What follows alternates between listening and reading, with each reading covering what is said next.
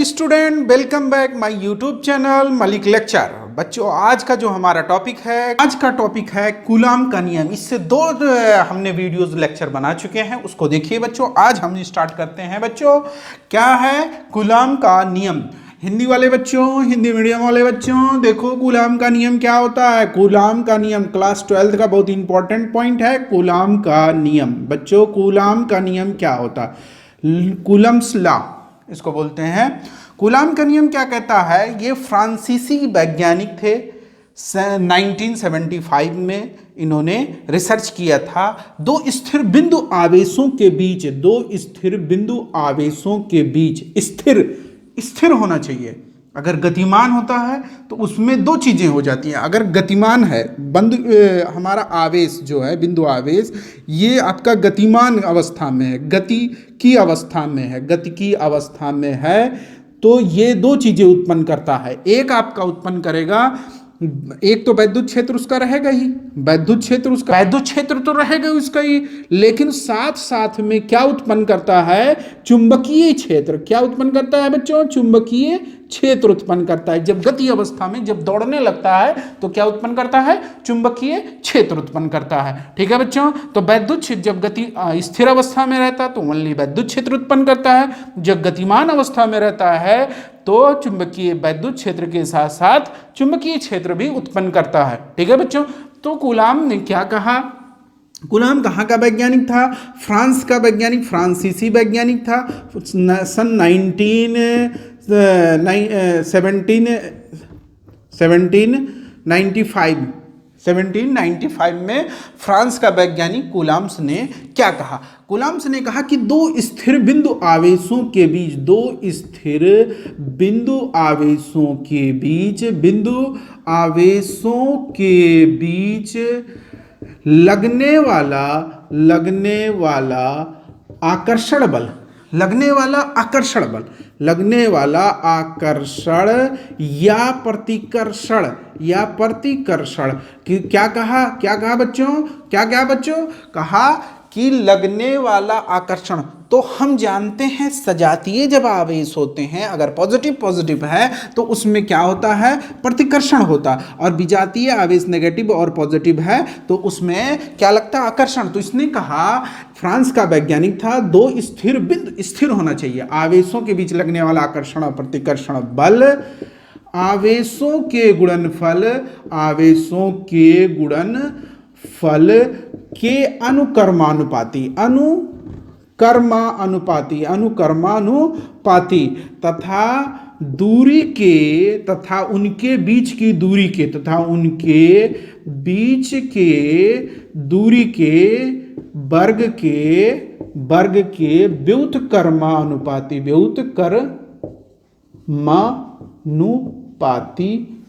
होता है। क्या कहा? व्युत्क्रमानुपाती। क्या कहा? दो स्थिर बिंदु आवेशों के बीच लगने वाला आकर्षण या प्रतिकर्षण बल आवेशों के गुणनफल के अनुकर्मानुपाती और उनके बीच की दूरी के वर्ग के व्युत्क्रमानुपाती। ये किसने कहा? फ्रांस का वैज्ञानिक कूलम ने कहा।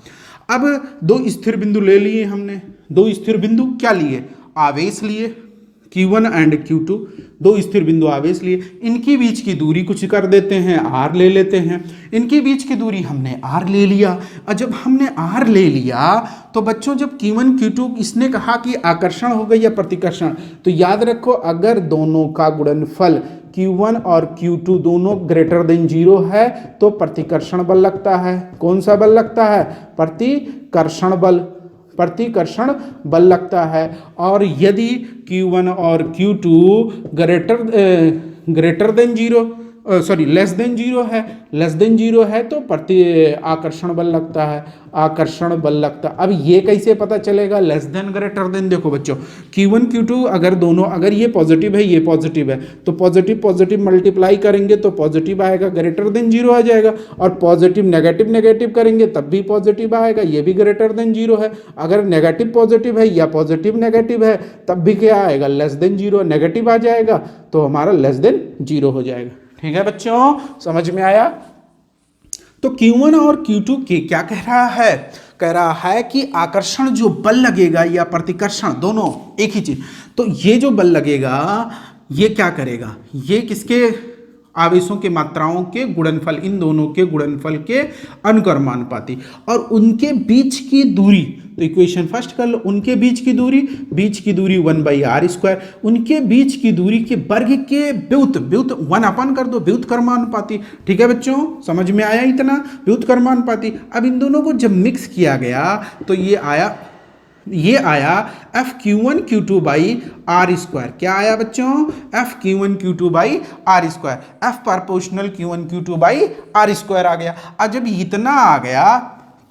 इतना आ गया बच्चों, तो अब क्या करोगे, अब इसके आगे प्रोपोर्शनल हटाओ। तो जब प्रोपोर्शनल हम हटाते हैं बच्चों, जब प्रोपोर्शनल का चिन्ह हम हटाते हैं तो F इज इक्वल टू कोई कांस्टेंट लगा देते हैं। कोई कांस्टेंट का मतलब हम A लगा दिए, A लगा देंगे तो A(q1q2/r²) हो जाएगा। ठीक है बच्चों, अब A क्या है, A जहां नियतांक है, जहां A क्या है बच्चों, जहां A नियतांक है, क्या है, कांस्टेंट है, प्रोपोर्शनलिटी कांस्टेंट। अनुक्रमानुपाती को इंग्लिश में क्या कहते हैं, प्रोपोर्शनल कहते हैं, और ये व्युत्क्रमानुपाती को इनवर्सली प्रोपोर्शनल कहते हैं। और आवेश को चार्ज कहते हैं, स्थिर को रेस्ट पॉइंट चार्ज बोलेंगे। ठीक है बच्चों, बल को फोर्स कहा जाता है इंग्लिश में। तो F is equal to A(q1q2/r²), जहां A हमारा नियतांक है। तो कूलम ने इसका रिसर्च करके पता लगाया कि इसकी वैल्यूज कितनी होती है। तो A की जो वैल्यूज आई, A की वैल्यूज 9.0 × 10⁻9 आया न्यूटन मीटर स्क्वायर पर कूलम स्क्वायर। अब ये यूनिट कहाँ से आ गया, ये न्यूमेरिकल, अगर आप न्यूमेरिकल सब जब सॉल्व करते हैं, आंकिक प्रॉब्लम आप सॉल्व करते हैं, आंकिक क्वेश्चन अगर सॉल्व करते हैं, आंकिक सॉल्व करते हैं, न्यूमेरिकल सॉल्व करते हैं, आप न्यूमेरिकल सॉल्व करते हैं तो ए कांस्टेंट की जगह पे इतना रखेंगे, या आप थ्योरी में लिखते हैं तो ए की जगह पे आप क्या लिखेंगे, 1/4πε0 की वैल्यूज इतनी की बराबर होता है। ये रिसर्च करके किसने बताया, कूलम ने बताया। ठीक है, ए की जगह पे क्या रखेंगे, 1/4πε0, 1/4πε0। ε0 क्या होता है, निर्वात की वैद्युतशीलता कहते हैं, निर्वात की वैद्युतशीलता कहते हैं। क्या कहते हैं बच्चों, निर्वात की वैद्युतशीलता कहते हैं। ε0 को निर्वात की निर्वात क्या होता है बच्चों, निर्वात ऐसी जगह होती है जहां पर कोई भी पार्टिकल्स मौजूद या प्रेजेंट नहीं होता है। ऐसी जगहों को हम क्या कहते हैं, निर्वात, वैक्यूम कहते हैं इंग्लिश में, वैक्यूम। वैद्युतशीलता को क्या बोलते हैं, परमिटिविटी बोलते हैं। क्या बोलते हैं वैद्युतशीलता को, परमिटिविटी। क्या बोलते हैं, परमिटिविटी बोलते हैं, परमिटिविटी। क्या बोलते हैं बच्चों, परमिटिविटी। अब इसकी अगर न्यूमेरिकल में सॉल्व करते हैं तो यहाँ एक ही जगह पे ये रखेंगे, और इसकी पूरी यूनिट क्या आएगी, न्यूटन आएगी, क्योंकि ये फोर्स है, फोर्स की यूनिट न्यूटन होगा। इतने की या ये रखिए, अगर आप फार्मूला लिख रहे हैं तो फार्मूला हमारा इक्वेशन नंबर 3 क्या बन जाएगा, हमारा इक्वेशन नंबर 3 ये बन जाएगा, F is equal to 1/4πε0 Q1Q2/r² बन जाएगा, न्यूटन। ये पूरा। अब हाँ, बात ये आया था, ये कहाँ से आया, क्यों बच्चों, ये कहाँ से है, तो ए को जब ए इज इक्वल टू निकालेंगे, यहाँ देखो ए इज इक्वल टू निकालेंगे, ए को यहीं छोड़ दो, तो ये इसको इधर सीधा ऐसे क्रॉस करा दो, तो ए इंटू इतना लिख लो Q1 Q2 ए, और ये इसको इधर क्रॉस कराओगे F इंटू r², तो A is equal to F into r² upon Q1 Q2। अब इसका हो गया न्यूटन, फोर्स का हो गया न्यूटन, इसका हो गया metre square upon coulomb square हो गया। ठीक है, और इतने की वैल्यूज इसने बताया कि वैल्यूज निकाल के बताया, उसको चेक किया होगा कितनी वैल्यूज आ रही है, 9.0 × 10⁻9 इतना कूलम स्क्वायर होता है। ε0 की भी वैल्यू। अब ये कहाँ पे है, ये जो हमारा ये जो रखा हुआ चार्ज है ये कहाँ पे है, निर्वात अथवा वायु में है, निर्वात अथवा वायु में है, वायु में रखे हैं आप, निर्वात अथवा वाई में रखे हैं, तो इसका मान इतना आया। F is equal to 1/4 epsilon not Q1 Q2 by are square आ गया। ठीक है बच्चों, अगर हम इसी को ले जा करके किसी माध्यम में रख दें, अगर माध्यम में रख दें तब क्या होगा, तो इससे पहले माध्यम में अगर हम रख देते हैं, कोई माध्यम ले लेते हैं, जैसे Q1 और Q2 हमने रख दिया किसी वाटर के अंदर, कहाँ रख दिया, वाटर रख दिया, या इसके बीच में कोई परावैद्युत पदार्थ रख दिया, कोई परावैद्युत पदार्थ रख दिया, ठीक है, परावैद्युत पदार्थ कोई भी रख दिया, कहीं माध्यम में हम इसको ले जा करके कहाँ पे रख दिए, किसी माध्यम में हम ले जा करके इसको रख दिए, माध्यम में हमने वाई और निर्वात हटा के माध्यम में, तो कोई माध्यम होगा तो उसकी क्या होती है, परावैद्युतांक होती है, क्या होती है, परावैद्युतांक। तब फोर्स क्या हो जाएगा, मीडियम के लिए फोर्स हो जाएगा 1/ε0 के, यहाँ लग जाता है, क्या होता है, ε0 के साथ में के लग जाता है, और ये माध्यम के लिए Q1 Q2 by are square हो जाएगा। इक्वेशन नंबर हमारा हो जाएगा 1 2 3 4 और ये हमारा 5 हो जाएगा। ठीक है बच्चों, ये माध्यम के लिए है, किसके लिए है बच्चों, माध्यम के लिए, किसके लिए है, माध्यम, माध्यम में फोर्स ये हो जाता है। अब इन दोनों को अगर हम डिवाइड करें, FM और F को, ये हमारा निर्वात है, वैक्यूम V कर लो, V वैक्यूम में है, या एयर, यहाँ A लिख लो, एयर में है, तो ये दोनों को अगर हम डिवाइड करें, दोनों को हम डिवाइड कर देते हैं, तो FA/FM कर देते हैं, तो हमारा कितना हो जाएगा, ये करेंगे और ये अपॉन ये करेंगे तो पूरा पूरा कट जाएगा, तो 1/1/K आ जाएगा, ये के ऊपर चला जाएगा, तो FA/FM is equal to K आ जाएगा। इसको हम इधर क्रॉस अगर कराते हैं, FA/FM is equal to K, अगर हम तो डिवाइड कर दिए, अभी ये अगर हम इधर क्रॉस कराते हैं तो FA is equal to FM K हो जाएगा, तो FM इज इक्वल टू क्या आएगा, FA/K हो जाएगा। मतलब हम कह सकते हैं कि जो माध्यम का फोर्स होता है वो वायु अथवा निर्वात के फोर्स से K 1/K टाइम्स कम होता है। बच्चों देखो, इस K को क्या कहते हैं, इस K को परावैद्युतांक कहते हैं, इस K को क्या कहते हैं, को बच्चों क्या कहते हैं, परावैद्युतांक कहते हैं, इस K को बच्चों क्या कहते हैं, परावैद्युतांक कहते हैं। अब हम चलते हैं, ε0 का विमीय सूत्र और आंकिक मान क्या होता है, इसका मान निकालेंगे। ठीक है, ε0 का आंकिक मान हम लोग अब निकालेंगे, ε0 का आंकिक मान। वैसे तो इसका आप लर्न करिए, निकालने की कोई जरूरत नहीं है एप्सिलॉन। तो बच्चों देखिए, हमारा ε0 का आंकिक मान, तो ε0 का वैसे आंकिक जो मान होता है 8.85 × 10⁻⁻12 कूलम स्क्वायर पर न्यूटन मीटर स्क्वायर होता है। अब ये कैसे सॉल्विंग करोगे, सॉल्विंग करने का तरीका मैं बता दे रहा हूं, वैसे आप इसको लर्न कर लीजिए। ठीक है, जैसे देखिए 1/4πε0 इज इक्वल टू, हमने कितना बताया, 9.0 × 10⁻9 होता है न्यूटन मीटर स्क्वायर पर कूलम स्क्वायर। ये कूलम ने बताया, हमें निकालना है ये, तो इसको इधर भेज दें और बाकी सारा इधर ट्रांसफर कर दें, तो 1/4π इंटू ये पूरा ले आए 9.0 × 10⁻9 newton metre square upon coulomb square, और ये डिवाइड बाई कर दें और यहाँ आप ε0 कर दें, सीधा सीधा समझ में आ गया। अब ये स्क्वायर है, इसको ये ऊपर जाएगा, ये डिवाइड है तो ऊपर जाएगा, तो ये आपका बन जाएगा। और इतना जब सॉल्व करेंगे 1/4π की वैल्यू 3.14 इंटू इतना, और इसको ऊपर ले जाएंगे तो 10 पावर हो जाएगा आपका -9, और ये आपका हो जाएगा coulomb per newton metre square हो जाएगा इज इक्वल टू ε0। अब इसको मल्टीप्लाई करेंगे, यहाँ 1 है, ये अब मल्टीप्लाई पूरा करिए और 1/ जितना रहे उसको डिवाइड कर दीजिए, फिर पॉइंट को इधर उधर करेंगे, आपका आ जाएगा। तो ε0 is equal to 8.85 × 10⁻⁻12 coulomb square पर न्यूटन मीटर स्क्वायर। अब इसको सॉल्विंग बहुत सारे बच्चे नहीं कर पाएंगे, आप सॉल्व करेंगे तो ये आपको कुछ इस तरीके से आएगा, 0.008 आएगा, 885 इस तरीके से सॉल्विंग। तो अब क्या होगा, 10⁻⁻9 है, इतना आएगा। अब क्या करोगे, तो 1 2 3 डिजिट आप इधर ले जाओगे, 3 डिजिट तो माइनस करना पड़ता है, तो 8.85 × 10⁻⁻9 -3 हो जाएगा, और 9 3 12 ये आपका आ जाएगा। ठीक है बच्चों, अब इसका विमीय सूत्र क्या होता है, ε0 का विमीय सूत्र, विमीय सूत्र। विमीय सूत्र कैसे सॉल्व करेंगे? अब विमीय सूत्र का सीधा सीधा है, यही आप उठा लीजिए इसी को, एप्सिलॉन नॉट का ये कूलम स्क्वायर पर न्यूटन मीटर स्क्वायर, ये यूनिट ले लीजिए। अब ये यूनिट आप ले लेंगे तो कूलम चार्ज कूलम चार्ज का होता है AT, ये आप याद कहाँ से आया? I is equal to Q by T से, Q is equal to I T से। I क्या है? धारा है। T क्या है? टाइम है। तो A और T आ जाएगा।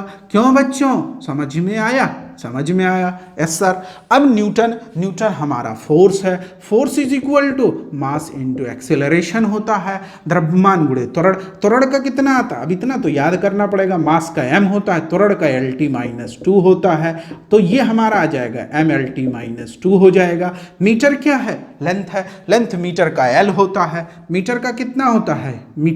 मीटर हमारा लेंथ है तो L हो जाएगा, मीटर का L। ये फोर्स न्यूटन हो गया। ठीक है, तो अब आप रख दीजिए, कूलम का हो जाएगा AT स्क्वायर है, न्यूटन का MLT-2 है, मीटर का L हो जाएगा स्क्वायर है। तो क्या करेंगे? A का स्क्वायर कर लो बच्चों, स्क्वायर T का स्क्वायर हो जाएगा, और नीचे आप ML ये 1 है और ये 2 है, स्क्वायर करोगे 2 आएगा, और 1 1 और 2 3 जुड़ जाएगा, 3 हो जाएगा, -2 हो जाएगा। अब किसी बच्चे को नहीं समझ में आया होगा, बेस सेम होता है तो पावर क्या होता है? ऐड हो जाता है। एक L लिखोगे और 1 है और 2 है तो 1 + 2 करोगे तो 3 हो जाएगा। ठीक है, इस तरीके, अगर यहाँ माइनस होगा माइनस लगा दो, प्लस है प्लस लगा दो, इस तरीके से होता है। ये मैथमेटिक्स का रूल है।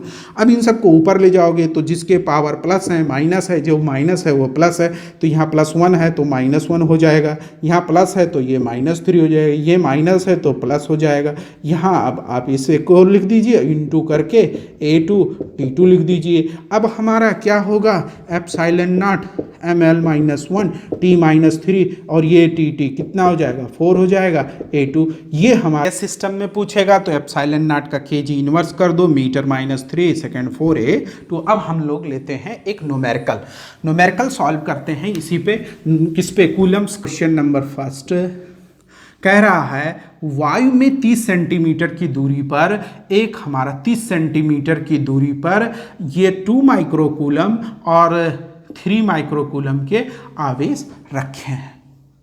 अब पूछ रहा है कि इसका बल की प्रकृति भी बताओ। बल की प्रकृति भी बताना है, मतलब आकर्षण होगा या प्रतिकर्षण होगा। तो ये भी प्लस है, ये भी प्लस है, तो क्या होगा? प्रतिकर्षण मतलब रिपल्सन होगा, ठीक है। अब 30 सेंटीमीटर R कितना, ये आवेश Q1 कितना दिया है? 2 microcoulomb. 1 microcoulomb is equal to 10⁻⁻⁶ coulomb होता है। याद रखो बच्चों, कूलम बड़ा मात्रक है इसलिए छोटा मात्रक यूज किया जाता है। बड़ा मात्रक है इसलिए क्या करते हैं? माइक्रोकूलम का यूज किया जाता है, का उपयोग किया जाता है। समझ में आ रहा है बच्चों? समझ में आ रहा है? क्लियर? समझ में आ रहा है? देखो अब Q1 तो Q2 is equal to 3 microcoulomb. इसको लिख लो 2 × 10⁻⁻⁶, इसको लिख लो 2 × 10⁻3 × 10⁻⁻6 कूलम। अब क्या करोगे? 30 सेंटीमीटर है, सेंटीमीटर को मीटर में, क्योंकि मीटर में हमारा तो 1 सेंटीमीटर 1 मीटर में होता है 110⁻2 सेंटीमीटर। तो एक अभी ये नीचे आएगा तो 1/10⁻2 metre is equal to 1 centimetre. इसका मैं एक वीडियोस बनाया हूँ, इंटर कन्वर्जन ऑफ यूनिट, इसको देखिएगा बच्चों।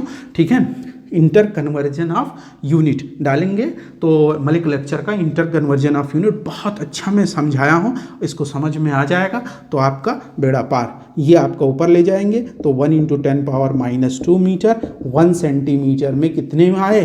10⁻⁻2। तो ये हमारा 30 सेंटीमीटर है, तो 30 सेंटीमीटर × 10⁻⁻2 मीटर। अब यहाँ 0 है तो इसको हटा दें, तो एक अगर पॉइंट यहाँ डेसिमल पॉइंट इधर लाते हैं, इस पर भी मैं एक वीडियो बनाया हूँ, उसको भी देखिए। ठीक है, डेसिमल का कन्वर्जन ये सब बनाया हूँ। तो ये पॉइंट इधर आप लाएंगे तो एक प्लस करेंगे तो ये 3 × 10⁻⁻1 हो जाएगा, 3.0 मीटर। इतना आर का वैल्यूज आ गया। अब क्या करेंगे? हमारे पास फार्मूला होता है F is equal to 1/4 pi epsilon not Q1 Q2 by are square. तो F ये इसकी जगह पे 9.0 इंटू 10 पावर 9, Q1 की जगह पे आप रखेंगे 2 इंटू 10 पावर -3 और 3 इंटू 10 पावर -6 और इसकी जगह पे रखेंगे 3 इंटू 10 पावर -1 का स्क्वायर। ठीक है बच्चों, क्लियर इतना। अब क्या करेंगे, अब क्या करोगे, 3 2 6 और 9 और 6, 9 3 दूना 6 और 9, तो ये हो जाएगा आपका 10 पावर 9। अभी हमने क्या बताया, 10 पावर 9 -6 कर लो अपॉन ये 3 का स्क्वायर 9 हो जाएगा इंटू 10 पावर -2 हो जाएगा। अब ये 9 और ये 9 काट दो और ये आपका बचा 6 इंटू 10 पावर, इसको ऊपर लेके जाओ और ये 6 6 12 हो गया और 12 और ये 9 बचा, 9 माइनस 12 और ये +2 हो जाएगा तो ये 10 हो जाएगा। अब ये बताओ, ये 10 हो गया, 9 माइनस 10 हो गया। अब कितना, ये प्लस है माइनस है, कितना आएगा, 10 इंटू 10 पावर -1 आ जाएगा। अब इतना आ गया तो इसको हम क्या कर सकते हैं, इसको नीचे ले जा सकते हैं, F इज इक्वल टू 6/10 कर सकते हैं। 0.6 न्यूटन का फोर्स इसमें लगेगा। ठीक है बच्चों, इसमें कितने फोर्स लगेंगे, F is equal to 0.6 newton. समझ में आया, क्लियर बच्चों। अब और दूसरा लेते हैं। अब हम यहाँ क्या करते हैं, Q1 Q2 में लेते हैं। क्या करते हैं, Q1 Q2, देखो हम दूसरा क्वेश्चन ले रहे हैं, Q1 और Q2 है, इसमें थियरी वाला नहीं आ रहा है। हम ये बताए कि पहले हमारा था ये Q1 Q2, दूसरे इसमें फोर्स लग रहा था F। दूसरे कंडीशन में दिया रहेगा कि Q1 को हमने कर दिया डिवाइड बाई 2 और आधा आधा कर दिया, Q2 को भी डिवाइड कर दिया 2 और दूरी भी डिवाइड कर दी। अब बताओ इसमें फोर्स कितना क्या किया, इसको आधा कर दिया, इसको आधा कर दिया, दूरी भी आधा कर दिया, तो ये दूरी वो इतनी रख लो, दूरी उतने रख लो। अब कितना आएगा फोर्स, तो ये F इज इक्वल टू, वो तो सिंपल सी चीज़ है, 1/4 pi epsilon not Q1 Q2 by are square, इसको कर लो और ये बाद का है तो इसको 1 कर लो, ये हमारा सेकंड है। तो F2 is equal to 1/4 pi epsilon not Q1 by 2 into Q2 by 2 upon R कर लो, ये हमारा कितना हो जाएगा, F2 1/4 pi epsilon not Q1 Q2 by 2 2 जा 4 और नीचे आ जाएगा तो सीधा सीधा लिखो 4R लिखो, 4 को कॉमन कर लो। F2 is equal to 1/4 common कर लिए तो 1/4 pi epsilon not Q1 Q2 by are square, ये आर स्क्वायर है। इसकी जगह पे इक्वेशन फर्स्ट से F1 है तो F2 इज इक्वल टू क्या आएगा, 1/4 इंटू F1 रख दोगे, डायरेक्ट हमारा F2 is equal to F1/4 ही मतलब 1/4 हो जाएगा। अगर आप चार्ज को हाफ करते हो तो 1/4 हो जाएगा। अगर हम चार्ज को हाफ ना करें, हम दूसरा कंडीशन ले रहे हैं, अगर Q1 और Q2 को हाफ ना करें, हम दूरी को क्या कर दें, आधा कर दें, दूरी को क्या कर दें, आधा कर दें, तो फोर्स कितना हो जाएगा, फोर्स सीधे सीधे 4 गुना हो जाएगा। कैसे, ये तो डायरेक्ट है, डायरेक्ट देखो ये सारी चीज़ें हटा के F is proportional F/R square कर लो, ये F is proportional, F2 is proportional F1/R square, या ऐसे कर लो, या आप ऐसे कर लो, F is inversely 1/R square, तो F प्रपोर्शनल 1/R करोगे तो R का R/2 कर लो, का स्क्वायर कर लो, ये आपका हो जाएगा R/2 तो ये R स्क्वायर हो जाएगा, 2 जो है 4 हो जाएगा, 4 बन दो और 4 ऊपर चला जाएगा। मतलब जब जो हमारा आएगा ये तो हमारा हो जाएगा F is proportional 4/R square. यहीं से तुम क्लियर कर लो कि 4 गुना होगा। ठीक है, कि कितना गुना आएगा, जो हमारा दूसरा वाला फोर्स आएगा वो पहले का 4 गुना हो जाएगा। ठीक है, और अगर आपको पूरा सॉल्व करना है तो ऐसे सॉल्व कर डालो पूरा। कैसे करोगे, नहीं समझ में आ रहा, अरे समझा दे रहे हैं यार। देखो बच्चों, देखो हमारा है पहले तो यही है, पहले वाला तो यही है, दूसरा निकालोगे तो F3 कर लो, इसको 3 मान लो, तो 1/4 pi epsilon not Q1 Q2 by are square by 4 हो जाएगा। इसको ऊपर कर दो तो F3 is equal to 4 1/4 pi epsilon not Q1 Q2 by are square. इतने की वैल्यूज क्या है, F1 है तो कितना आ जाएगा, F1 4 गुना हो जाएगा। दूरी कम करोगे तो कॉन्सेप्ट क्या समझ में आया, चार्ज को अगर हम आधा करते हैं, दूरी उतने रखते हैं तो हमारा फोर्स कम हो जाता है, अगर हम दूरी को आधा कर देते हैं तो फोर्स ज़्यादा हो जाता है। ये कॉन्सेप्ट निकल के आया। ठीक है बच्चों, समझ में आया। अब एक और क्वेश्चंस ले लें।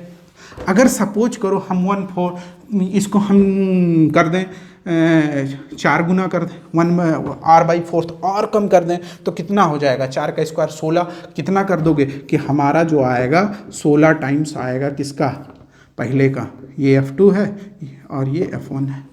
ठीक है, अगर इसी का हम इसका कर दें, क्या नाम है, आवेश का हम कहें 1/4, इसका फोर्थ कर लो 1/4, तो कितना लिखोगे, F2 इज इक्वल टू कितना आएगा, F1 का डिवाइड में है फोर्थ, अगर फोर्थ है तो डिवाइड में ही रखो, 4 4 जा 16, 1 पहले का कितना हो जाएगा, कितना कम हो जाएगा, वो F1/16 हो जाएगा। क्लियर, समझ में आ रहा है बच्चों, क्लियर। तो अब और हम न्यूमेरिकल्स लेते हैं। ठीक है, एक और न्यूमेरिकल्स ले लें, फिर उसके बाद में नेक्स्ट वीडियो में देखिएगा हमारा वेक्टर्स लॉ, कूलम्स का वेक्टर लॉ कैसे कैसे सॉल्विंग। बच्चों ये हमारा वर्ग है, ये हमारा क्या है, एक स्क्वायर है, स्क्वायर मतलब वर्ग, वर्ग है, वर्ग की चारों भुजाएं ये साइड सब बराबर होती हैं। ठीक है, ये हमारा ये डिस्टेंस, ये डिस्टेंस, ये डिस्टेंस, ये डिस्टेंस बराबर होता है। ठीक है, यहाँ पे कहा केंद्र पर क्या होगा केंद्र पर क्या होगा, केंद्र पर ये कहा कि हमारा 1 माइक्रोकूलम का आवेश है। ये कहा कि अब इस पे 1 माइक्रोकूलम का आवेश है और इस पर कहा 1 माइक्रोकूलम का आवेश है। ठीक है, और कहा कि केंद्र पर इस माइक्रोकूलम 1 माइक्रोकूलम पर कितना बल लगेगा, कितना बल लगेगा, कितना बल लगेगा। तो अब कैसे सॉल्व करोगे, देखो ये दूरी बराबर है, ये दूरी d ले लो, ये भी दूरी d, ये भी d, ये भी d ले लो। ठीक है, दूरी सबकी बराबर होती है। इसमें अब कैसे बराबर होता है, देखो अगर ये हमारा राइट एंगल ट्राइंगल है, समकोण त्रिभुज है, ये A है, ये A है, और ये हमें निकालना, ये मिड पॉइंट बाइसेक्ट होता आधे से, तो पहले तो ये निकालो, तो ये आपका हो जाएगा A आपका A², ये हो जाएगा A² + A², 2 मतलब A√2 है, इसका आधा करोगे तो A कितना आ जाएगा, √2 से मल्टीप्लाई कर लीजिए तो ये 2 हो जाएगा, 2 2 कैंसिल, A/√2 मतलब हमारा ये आएगा D/√2, ये भी आएगा D/√2, D/√2, D/√2, अगर दूरी हमारा DD है तो। ठीक है, समझ में आया। लेकिन हमें इससे ज़रूरत नहीं है, देखो सिंपल सा सवाल है, अगर इसका देखो ये और ये, इसका फोर्स का डायरेक्शन किधर होगा, ये दोनों रिपल्सन करेंगे, इसका इधर होगा, FD इधर होगा, FD इधर होगा, ये दोनों रिपल्सन करेंगे, FA। अब इस देखो FA और FD बराबर होंगे, FA और FD बराबर होंगे बट नेगेटिव डायरेक्शन में होंगे। ठीक है, इस पर वेक्टर लगा दो नेगेटिव डायरेक्शन में। कैसे बराबर होंगे, दोनों ये 1 माइक्रोकूलम 2 माइक्रोकूलम 2 माइक्रोकूलम, बीच की दूरी भी बराबर, सब बराबर, तो फोर्स भी बराबर, लेकिन अपोजिट डायरेक्शन में। ये आपका ये दोनों पे ये अट्रैक्ट करेगा तो FB इधर लगेगा, और ये पॉजिटिव, ये नेगेटिव पॉजिटिव अट्रैक्ट करेगा, ये इसको अट्रैक्ट करेगा तो FC इधर लगेगा। अब ये भी दोनों बराबर होंगे तो FC vector is equal to -FB कर सकते हो। टोटल कितना आएगा, टोटल हमारा 0 आ जाएगा, मतलब 1 माइक्रोकूलम्स पे कोई फोर्स नहीं। अब जोड़ोगे कैसे, F total force F is equal to FA vector plus FB vector plus FC vector, total कितना आएगा हमारा FD वेक्टर। तो FA किसके अपोजिट है, FC -FB के है, -FB के है, -FB के है, और FA किसके है, FD किसके है, -FA के है। सब आपस में क्या हो जाएंगे, कट जाएंगे, क्या आएगा 0, मतलब इस पर कोई फोर्स अप्लाई नहीं होगा। ठीक है, तो इस तरीके के क्वेश्चंस आते हैं बच्चों, और 2 मिनट का क्वेश्चन है, इसको सॉल्व कर सकते हैं। अब नेक्स्ट वीडियो में हम आपको बताएंगे कि कूलम्स लॉ का वेक्टर फॉर्म क्या होता है, और वैद्युत क्षेत्र क्या होता है, वैद्युत बल रेखाएं क्या होती हैं, और ज़्यादा से ज़्यादा बच्चों शेयर करो, लाइक करो, सब्सक्राइब करो। ठीक है बच्चों, थैंक यू।